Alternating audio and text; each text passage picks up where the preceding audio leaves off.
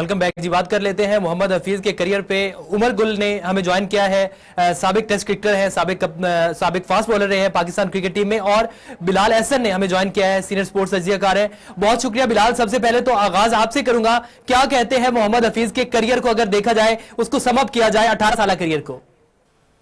जी बिलाशुबा मोहम्मद हफीज का जो 18 साल कैरियर है वो बहुत ही शानदार कैरियर है। और उसमें रियल मानों में अगर हम कहें कि पाकिस्तानी टीम में जो प्रोफेसर की हैसियत से जिसने अथॉरिटी के साथ जो है वो अपना आप मनवाया है, और इसके साथ साथ मुख्तलिफ मौकों पर मुख्तलिफ जो मौके थे उनमें उनकी मुख्तलिफ जो इनिंग्स थी वो पाकिस्तान के काम आई हैं। इसी तरह उनकी जो ऑफ स्पिन बॉलिंग थी, स्पेशली हम बात करें जो लेफ्ट हैंड बैट्समैन के खिलाफ उनकी जो ऑफ स्पिन और नई बॉल जिस तरह से वो करते थे, जिस तरह से उसको इस्तेमाल करते थे, वो यकीनन एक ऐसी चीजें हैं, ये कुछ ऐसे हाईलाइट्स हैं, ऐसे बुलेट्स हैं कि जो पाकिस्तानी जितने भी शायकीन हैं उनकी जो है वो हमेशा उनकी यादों में वो जिंदा रहेंगे।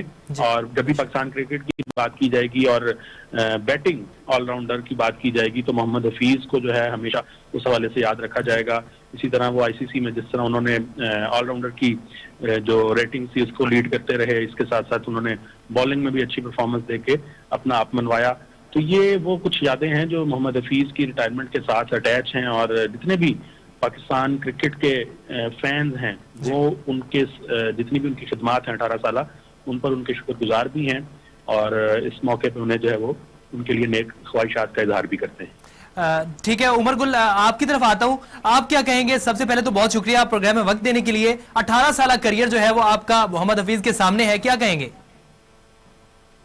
सबसे पहले तो ऑब्वियसली मैं उनकी थ्रू आउट द कैरियर मुबारकबाद पेश करता हूँ कि जिस तरह से उसने पूरे अपने ऑनेस्टी के साथ पाकिस्तान के लिए सर्विसेज दिए। 18 ईयर और दोनों का डेब्यू एक साथ हुआ था 2003 में।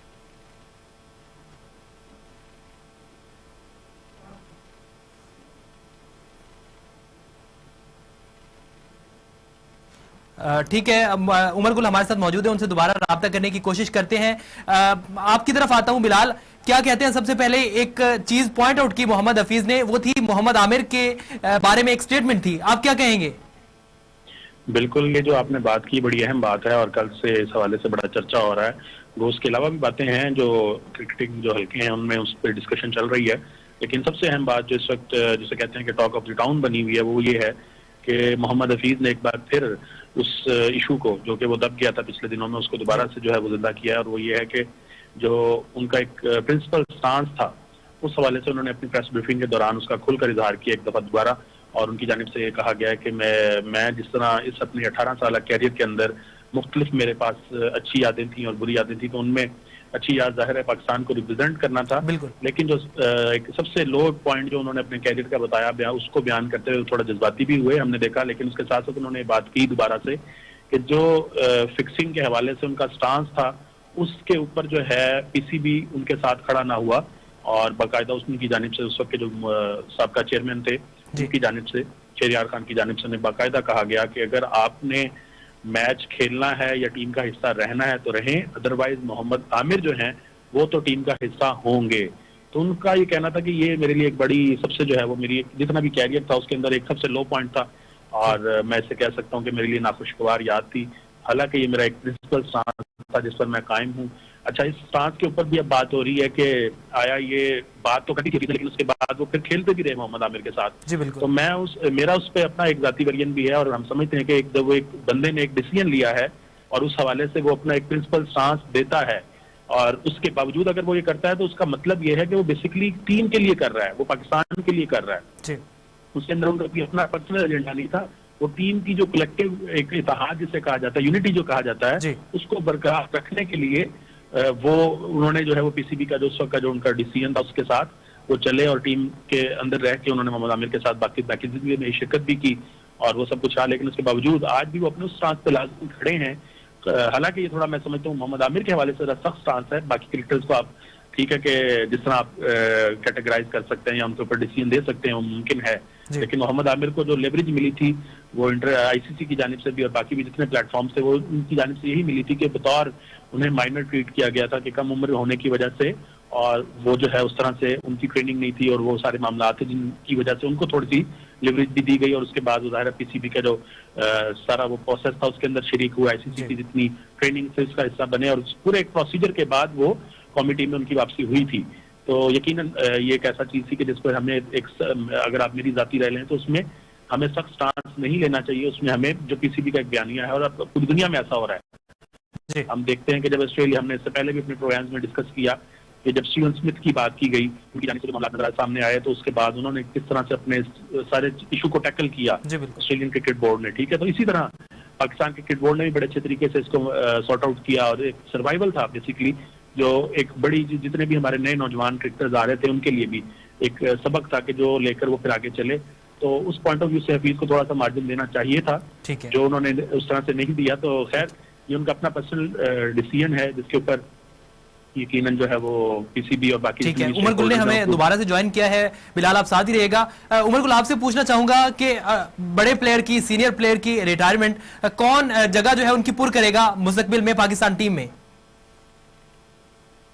देखिए ऑब्वियसली ये कोई इजी नहीं होता कि आप 17-18 ईयर्स पाकिस्तान के लिए खेले, इंटरनेशनल क्रिकेट खेले, इतना एक्सपीरियंस। तो ऑब्वियसली उनके जाने से टीम पे फर्क तो पड़ेगा, क्योंकि आप एक एक्सपीरियंस प्लेयर होता है जो आपके लिए बैटिंग में भी परफॉर्म करता है, फिर एज ऑलराउंडर वो टीम में खेल रहा था, जिसकी वजह से टीम में काफी एक बैलेंस से आपको एक्स्ट्रा बॉलर मिल रहा था, एक्स्ट्रा बैट्समैन मिल रहा था। तो मेरे ख्याल से बिल्कुल एक तो ये है कि हफीज की जगह को फिल करना इतनी जल्दी मुश्किल है। अच्छा उमर गुल, एक और सवाल आपसे। आप भी जो थे वो आप प्रॉपर ग्राउंड से जो है वो आपने मतलब अलविदा नहीं किया क्रिकेट को, एक प्रेस कॉन्फ्रेंस के जरिए, और फिर मोहम्मद हफीज ने भी ऐसे ही किया। तो आपको नहीं लगता कि ग्राउंड में आके प्रॉपर एक जो तरीका होता है फेयरवेल देने का, उस तरह से, क्योंकि आप जैसे प्लेयर्स या मोहम्मद हफीज जिन्होंने 18 साल तक सर्व किया, तो प्रॉपर ग्राउंड से फेयरवेल मिलता और उसके बाद प्रॉपर एक तरीके से, क्योंकि फैंस के साथ एक इमोशनली एक कनेक्शन भी होता है इमोशंस का, तो उसको मद्देनजर रखते हुए एक बाकायदा फेयरवेल होना चाहिए था ग्राउंड में।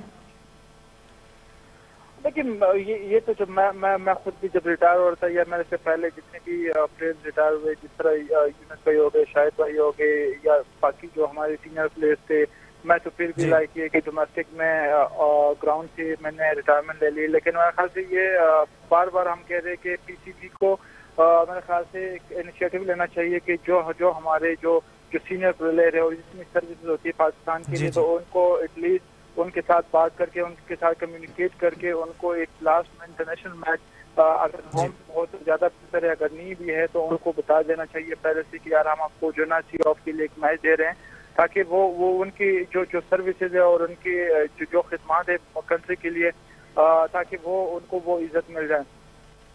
ठीक है, ठीक है उमर गुल, आप साथ ही रहिएगा। बिलाल एहसन, आपकी तरफ आता हूं। क्या कहेंगे एक उनके हफीज के करियर में 2011 का वर्ल्ड कप जो है वो हमारी नजर में है कि उनको वो फिट थे, लेकिन उनको एक बहाना बना के जो है वो टीम से साइड पे कर दिया गया, और उनको बकौल उनको इस चीज का रिग्रेट भी है और उन्होंने इस चीज का इजहार भी किया। आप क्या कहेंगे?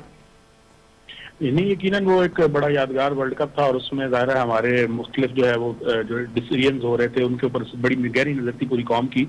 तो ये एक ऐसी चीजें हैं कि जिन पे हम जितनी भी डिबेट करें वो चलती रहेगी, वो जारी रहेगी। इसी तरह उनके हवाले से एक और जो चीज आई वो बार बार आई, वो ये थी कि अब्दुल रज़ाक के हवाले से मोहम्मद हफीज का जो एक इन दोनों का आपस में जो ताल्लुक था वो बहुत ज्यादा जो है वो डिबेट रहा, कल उसका हिस्सा रहा। हमने देखा सोशल मीडिया पे मुख्तलिफ पोस्ट लगी रही उनके हवाले से।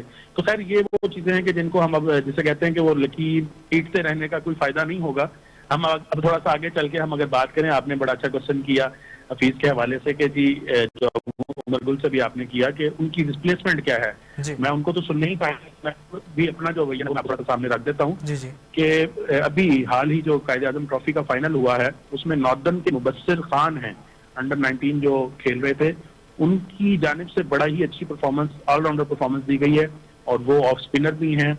और उसके साथ ट्रॉफी के उनके स्टैट्स आपके साथ शेयर करूं तो उन्होंने 458 रन स्कोर किए हैं और साथ साथ 30 विकेटें भी ली हैं और वो प्लेयर ऑफ द सीरीज भी जो है वो करार पाए हैं। ये वो एक हमारा एसेट है, शुरू करें तो आने वाले अगले सालों में बड़ा हमारे लिए वो फायदेमंद साबित होंगे। और उनकी उम्र भी महज 19 साल है। इसी तरह दूसरे जो यंग हैं हमारे पास अंडर 19 के, वो कासिम अकरम हैं, ठीक है। और इसी तरह जिशान जमीर हैं, ये 2 ऑलराउंडर्स और हैं। कासिम अकरम ऑफ स्पिनर हैं और जिशान जमीर जो है वो मीडियम फास्ट बॉलर हैं। तो ये हमें अंडर 19 से एक ऐसी खेप है कि जिनको अगर हम अभी से थोड़ा बहुत पॉलिश करना शुरू करें तो वो आने वाले दिनों में यकीनन पाकिस्तान का एक बड़ा एसेट जो है वो साबित हो सकेंगे। और इसी तरह फिर हम बाकी बात कर सकते हैं, नवाज मौजूद हैं, कामरान गुलाम है, इफ्तिखार अहमद हैं, उनकी हम परफॉर्मेंस देख ही रहे हैं। और वो सिर्फ कायद ट्रॉफी में ही नहीं बल्कि उसके साथ साथ नेशनल T20 कप में भी हमने उनकी परफॉर्मेंस देखी। और फिर जो PSL का सीजन था लास्ट, उसमें भी हमने इन तमाम खिलाड़ियों की जानिब से बड़ी उम्दा परफॉर्मेंस देखी। तो वो हमारे पास ऑप्शन बड़ी अच्छी मौजूद हैं और यकीनन अगर हम उसकी तरफ रखें अपना ज्यादा फोकस तो हमें यकीनन उनकी रिप्लेसमेंट अच्छी मिलेगी और हम अपने तरीके से उस खला को पुर कर सकेंगे। ठीक है, बहुत शुक्रिया। बिलाल अहसन हमारे साथ मौजूद थे, उमर गुल हमारे साथ मौजूद थे, साबिक टेस्ट क्रिकेटर हैं और कोच भी हैं, अभी बलोचिस्तान को सर्व कर रहे हैं as a coach, head coach. बहुत शुक्रिया दोनों मेहमानों का। प्रोग्राम में यहाँ वक्त तो एक छोटे से ब्रेक का, वापस आते हैं और बात कर लेते हैं पाकिस्तान हॉकी पे कि जो 2021 था पाकिस्तान हॉकी के लिए कैसा रहा, 2022 जो है उसमें क्या टारगेट्स होंगे पाकिस्तान हॉकी के, कितनी इंप्रूव होगी, क्या हम रिवाइव कर पाएंगे, इन सब चीजों पर बात करेंगे। समीउल्लाह हमारे साथ मौजूद होंगे एक ब्रेक के बाद।